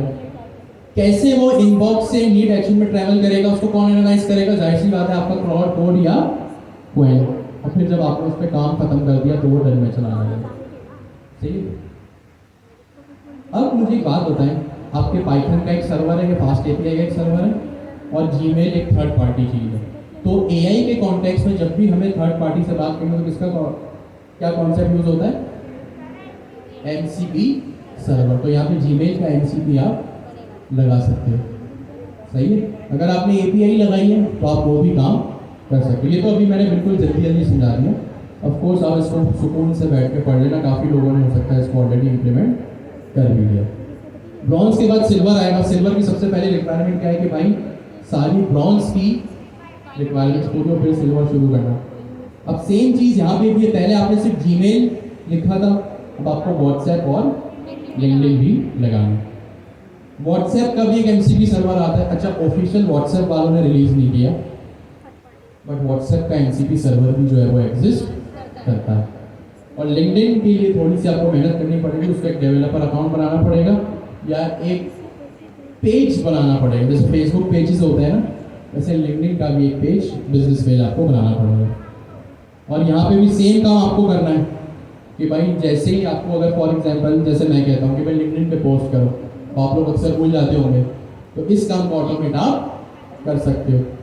इसमें क्या ऑटोमेट करना है, ये हर चीज़ यहाँ पे लिखी हुई है। व्हाट्सएप के एमसीपी सर्वर में क्या होगा? भाई सपोज आपका कोई ऐसा कॉन्टैक्ट नंबर है जिसका मैसेज आप मिस करना नहीं चाहते, तो व्हाट्सएप का एमसीपी सर्वर आपको फैसिलिटी देता है कि आप वो कॉन्टैक्ट नंबर व्हाट्सएप के एमसीपी सर्वर को प्रोवाइड करो, या तो सारे कॉन्टैक्ट्स प्रोवाइड कर दो, या कोई एक स्पेसिफिक कॉन्टैक्ट या ग्रुप आप उसको प्रोवाइड कर सकते हो। जब भी उस ग्रुप में मैसेज आएगा वो आपको इन्फॉर्म यहाँ पे कर देगा। और आपको अगर कोई रिप्लाई करना हो तो वो भी आप अपनी ऑटोमेशन के थ्रू यहाँ पे कर सकते हो। ठीक हो गया। मजीद डिटेल्स आप यहाँ पे पढ़ सकते हैं। इसी तरह और फिर आगे जाके फेसबुक, इंस्टाग्राम, ट्विटर सबकी इंटीग्रेशन आपको करनी है। अगर आपका कोई सवाल है कि यार कहीं हम फंस गए, तो यहाँ पे अगर आप मेरे गिटहब अकाउंट पे आएंगे, सही है, जब आप मेरे गिटहब अकाउंट पे आएंगे, ये वही अकाउंट है जिससे आपको संडे आफ्टरनून की रेपोजिटरी मिली है। पब्लिक रेपोजिटरी है, ऑटोनोमस ईमेल FT। अब ईमेल इसका नाम नहीं होना चाहिए था क्योंकि इसमें काफ़ी सारी चीज़ें, तो ये मेरी तरफ से गलती। खैर आप लोग नाम याद रखें। ये मेरी रेपोजिटरी है जिसमें मैं ये ऑलरेडी प्रोजेक्ट कर चुका हूँ। अगर आपको कोई चीज़ तंग कर रही है कि यार सपोज व्हाट्सएप की इंटीग्रेशन समझ नहीं आ रही या लिंक्डइन समझ नहीं आ रहा, अच्छा आप लिंक्डइन की एक बार इंटीग्रेशन कर लो, फेसबुक की भी वही है, इंस्टाग्राम की भी वही है। तो एक डॉक्स नाम की डायरेक्टरी होगी जिसमें मैंने लिंक्डइन, व्हाट्सएप की पूरी जो है वो डॉक्यूमेंटेशन रखी हुई आप लोगों के लिए। तो आपको सपोज व्हाट्सएप पे आना हो तो आप देख सकते हो कि भाई व्हाट्सएप में मैंने 2 चीज़ें लिखी हुई हैं कि एक ये ऑटोमेशन करती क्या है, इसका ओवरव्यू, और इसकी टेस्टिंग अगर मुझे करनी हो तो मैं इस तरह यहाँ पे कर सकता हूँ। जब आप इस दोनों फाइल्स को पढ़ोगे ना सुकून से, या अपने क्लाउड कोड को प्रोवाइड करो ये दोनों फाइल्स, तो क्या होगा आपके लिए, अगर आपको समझने में मुश्किल हो रही है तो ये चीज़ आपके लिए आसान हो जाएगी। व्हाट्सएप के लिए भी है और किसके लिए है, लिंक्डइन के लिए भी। अच्छा, जो इसका गोल्ड टियर है ना, तीसरी चीज़ है, 2 चीज़ें तो होगी, इसकी एक तीसरी चीज़ ये भी है कि एक सिल्वर या गोल्ड में, सिल्वर में नहीं, गोल्ड में एक सीईओ ब्रीफिंग की ऑटोमेशन भी बनी हुई है। सीईओ को, जो आपकी कंपनी का सीईओ होता है, अच्छा यहाँ पे ये फाइनेंस से रिलेटेड है, तो भाई अगर आप एक फाइनेंस कंपनी, सपोज आपकी बेकरी है या कहीं आपकी दुकान है, तो दुकान में क्या चीज़ें होती हैं, एक सीईओ या ओनर के लिए किसको पैसे देने हैं, किसकी पेमेंट आना बाकी है। अब जाहिर सी बात है, सपोज आज है 8 मार्च, सपोज 5 मार्च को किसी की पेमेंट आनी है, आज 8 मार्च हो गई, अभी तक उसकी पेमेंट नहीं आई, तो आप क्या करोगे, उसको एक रिमाइंडर भेजोगे। और वो रिमाइंडर कैसे भेजोगे, वही जो पिछले ब्रॉन्ज सिल्वर टियर में आपने व्हाट्सएप या जीमेल इंटीग्रेट किया था, उसी के थ्रू आप ये ऑटोमेशन मजीद कर सकते हो कि भाई आपकी 5 मार्च को पेमेंट ड्यू थी, बट आज 8 मार्च हो गई, अभी तक आपकी पेमेंट नहीं आई। तो वो कैसे होगा, यहाँ पे ये हर चीज़ मैंने यहाँ पे लिखी हुई आप लोगों को, आप इसको ब्रीफली पढ़ना, ये काम आपके लिए होगा। अच्छा, यहाँ पे एक और सॉफ्टवेयर यूज होगा जिसका क्या नाम है, ओडू, जिसका क्या नाम है,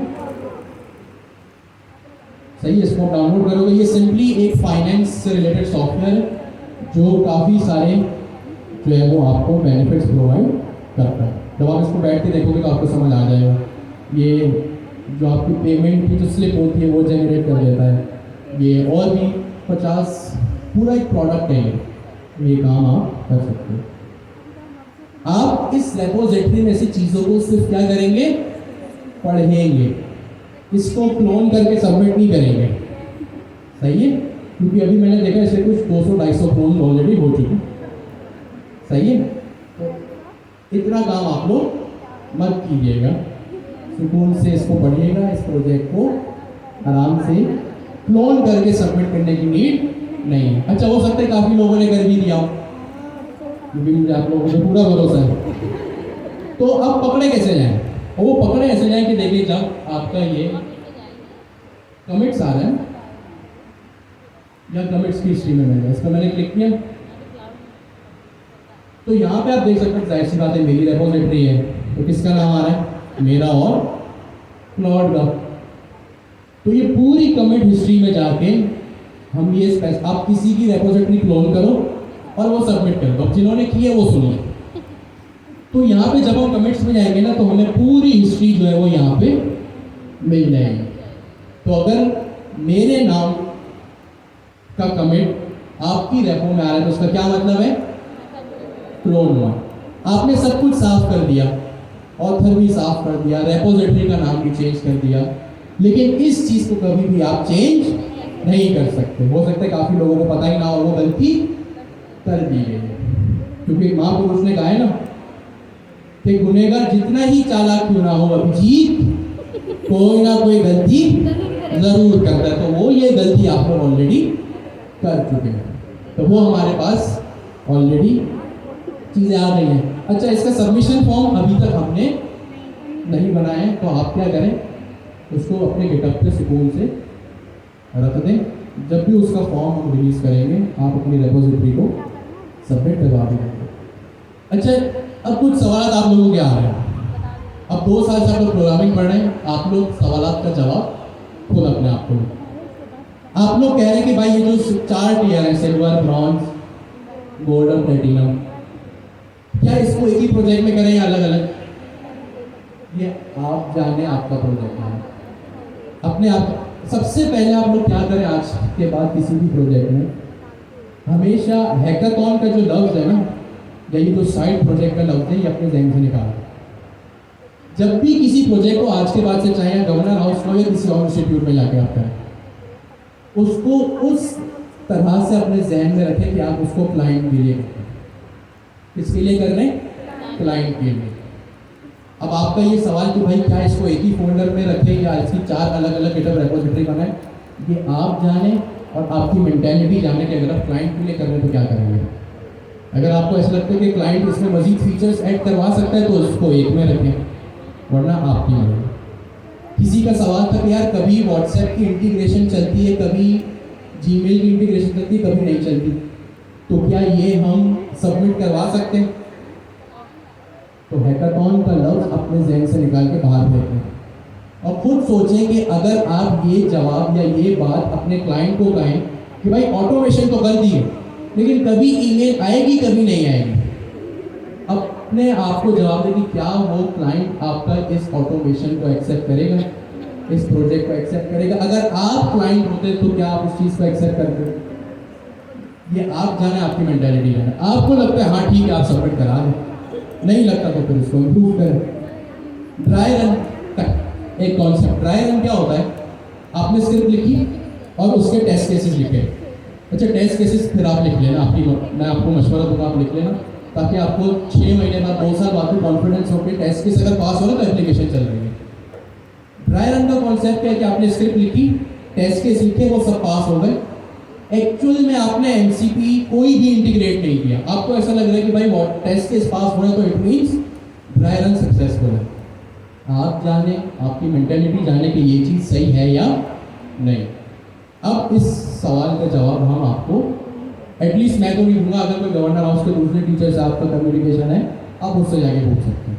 अपनी मेंटेलिटी को स्टूडेंट से निकाल के मार्केट बिजनेस वाला जो है वो तैयार करें। ठीक है, तो एक छोटी सी बात आपसे करूँगी, एक छोटा सा आखिरी टॉपिक, फिर हमारा एमसीपी का टॉपिक भी बिल्कुल जो है यहाँ पे क्लोज हो जाएगा। जी, डिस्क क्लीन जो आपको साफ सफाई करनी थी अपनी रेपो की, वो संडे आफ्टरनून में ही है, सबसे पहली या दूसरी डायरेक्टरी ही है। ये है मेन रूट पे ही रखा हो और इसके अंदर मजीद 4-5 फाइल है। अच्छा जी, एक और चीज़ आप लोग पूछ रहे थे कि इसमें स्पेक किट प्लस यूज़ करें या ना करें। डॉक्यूमेंट में तो ये चीज़ नहीं लिखी है। अब डॉक्यूमेंट में जब कोई चीज़ नहीं लिखी होती ना तो इट मीन्स आपके पास उस चीज़ का लेवरेज है, ऑप्शनल है। मैंने स्पेक किट को यूज़ किया है, आप लोग करना चाहें वो आपकी मर्जी। अब आखिरी टॉपिक, फिर हमारा एमसीपी का टॉपिक जो है वो मोर और लेस तकरीबन 80-90% कंप्लीट हो जाएगा।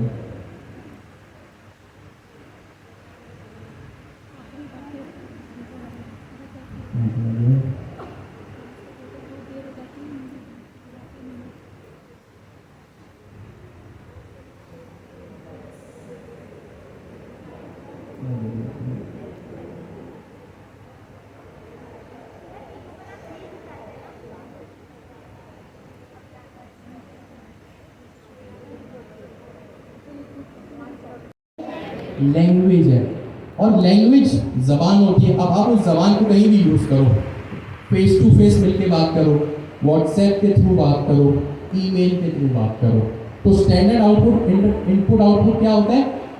लोकली और पर्सनली। जैसे हम अभी लोकल पर्सनली पढ़ाई कर रहे हैं, सही है, हम अभी क्या कर रहे हैं? पर्सनली एक जगह पे गैदर होके पढ़ाई कर रहे हैं। और किस तरह पढ़ाई कर रहे हैं? किस तरह पढ़ाई कर रहे हैं? मैं आपको कुछ बोल रहा हूँ, आप मुझे कुछ बोल रहे हैं, तो जाहिर सी बात है कम्युनिकेशन तो है। लेकिन अभी हम सब कहते चलो भाई जूम पे आ जाओ, तो वो क्या हो गया? एक जो है वो हमारा तरीका चेंज हो गया पढ़ने का, लेकिन कम्युनिकेशन तो फिर भी रहा ना। तो रिक्वेस्ट रिस्पॉन्स साइकिल जब भी एमसीबी में होगी तो जेसन आरपीसी हमेशा रहेगा। रिक्वेस्ट रिस्पॉन्स साइकिल जब भी एमसीबी में होगी तो जेसन आरपीसी हमेशा रहेगा। सवाल ये उठता है कि वो जेसन आरपीसी हो कैसे रहा है? क्या वो एमसीपी सर्वर इस वक्त मेरे पर्सनली लैपटॉप पे चल रहा है या मैं किसी AWS के क्लाउड पे डिप्लॉय किया हुआ है और वहाँ से एमसीपी सर्वर से रिक्वेस्ट कर रहा हूँ? ये एक उसके बाद की बात है। भाई सपोज आप मुझसे कॉल भी कर सकते हैं, आप मुझे मैसेज भी कर सकते हैं, आप गवर्नर हाउस में बैठ के भी पढ़ाई कर सकते हैं और ऑनलाइन भी पढ़ाई कर सकते हैं। आप ऑफिस जाके ऑन साइट भी पढ़ाई कर सकते हैं और वर्क फ्रॉम होम भी कर सकते हैं। तो भाई आप रिगार्डलेस ऑफिस में हो या वर्क फ्रॉम होम कर रहे हो, आपका काम कम्युनिकेशन अपनी टीम से, अपने मैनेजर से तो है ना। इन्वायरमेंट आप किस बबल में बैठे हो वो डिसाइड करेगा स्टैंडर्ड इनपुट और स्टैंडर्ड आउटपुट। तो आज की क्लास यही तक थी। एमसीपी सर्वर ऑलमोस्ट हमारा यहाँ पे जो है वो पूरा कंक्लूड हो चुका है। जो पढ़ा हो LinkedIn, Facebook, Twitter, Instagram, Telegram, Discord, newspaper, हर जगह पोस्ट करिएगा। आप सबको एडवांस में ही मुबारक। Thank you so much. Allah.